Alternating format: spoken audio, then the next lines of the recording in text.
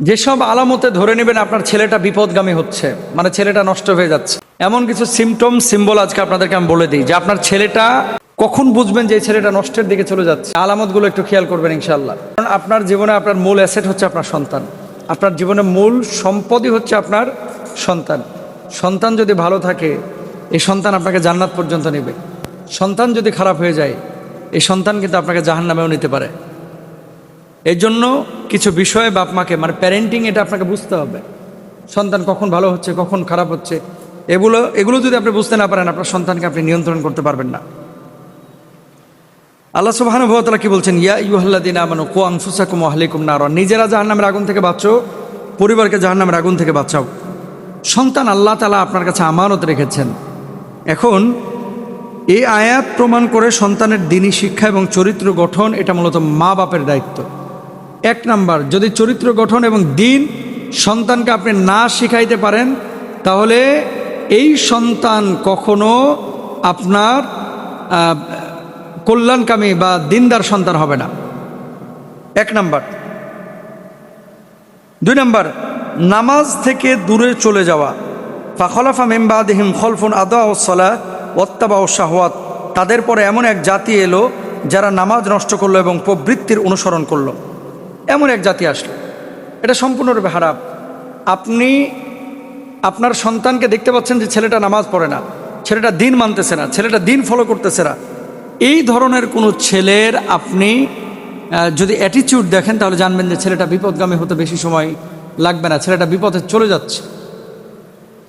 এরপরে গেল দুই নাম্বার। তিন নাম্বার, মোবাইল এবং ইন্টারনেটে অতিরিক্ত আসক্তি।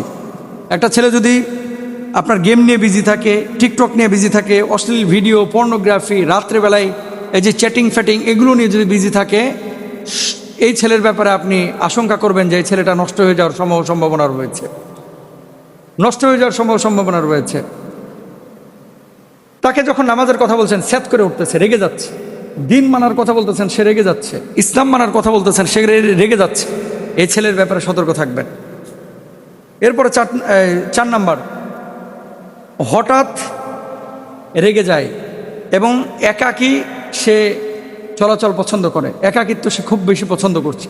এরকম যদি হয় তাহলে এই ছেলেটার ব্যাপারে আপনি আশঙ্কা করবেন। বন্ধু বান্ধবের সাথে সময় দিচ্ছে বেশি, বাসাবাড়িতে সময় দিচ্ছে কম। যেমন পরিবার থেকে দূরে থাকতে পছন্দ করছে, রুমে একা একা থাকতে পছন্দ করছে, বেশি বেশি রেগে যাচ্ছে, কথা কম বলছে। হ্যাঁ, এগুলো হরমোনাল পরিবর্তনের কারণে অনেক সময় হয়।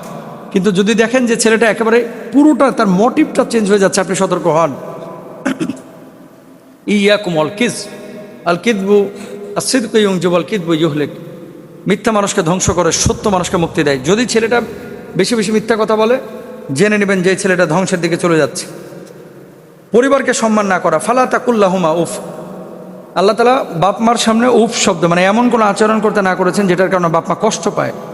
এখন আপনি যদি আপনার এই ছেলে বা আপনার মেয়ে আপনাকে সম্মান না করে,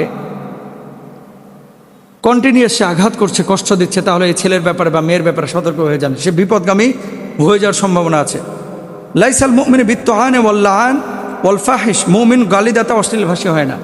আপনার ছেলেটা যদি বেশি বেশি গালমন্দ করে, আপনার মেয়েটা যদি গালমন্দ করে, জেনে নেন মানে নষ্ট হয়ে যাওয়ার সম্ভাবনা আছে। সিগারেটের প্রতি এবং মাদকের প্রতি তার চরম লেভেলের আগ্রহ, নষ্ট হয়ে যাওয়ার সম্ভাবনা আছে। রাত জাগা এবং রাত করে বাড়ি ফেরা, সন্দেহজনক আচরণ, এগুলোতে বাচ্চা কাচ্চা নষ্ট হয় বেশি। পড়াশোনার প্রতি অনীহা, গান বাজনা, অশ্লীল কন্টেন্টের প্রতি আসক্তি, ইসলামী পরিবেশ অপছন্দ করা, এগুলো অপছন্দ করছে। ধরে নিতে পারেন ছেলেটা আপনার নষ্ট হয়ে যাওয়ার সম্ভাবনা আছে। এই জন্য কী করতে হবে? বাপ মাকে এগুলো বুঝতে হবে। বোঝার পরে নিজে ওরকম একটা পরিবেশ তাকে দিতে হবে ছোট থেকে। যদি দিতে না পারেন তাহলে এগুলো ধ্বংসের মধ্যে আপনার ছেলে পড়ে যেতে পারে, আপনার ছেলেটা বিপদগামী হতে পারে, আপনার ছেলেটা বিপথে চলে যেতে পারে। এজন্য ছোট থেকেই কাঁচাই না নোয়াইলে বাস পাকলে করে ঠাস ঠাস। প্রত্যেকটা বাপ মার উচিত ছোট থেকে বাচ্চাদেরকে এইভাবে টেক কেয়ার করা। আল্লাহ বুঝদান করুক, আমিন।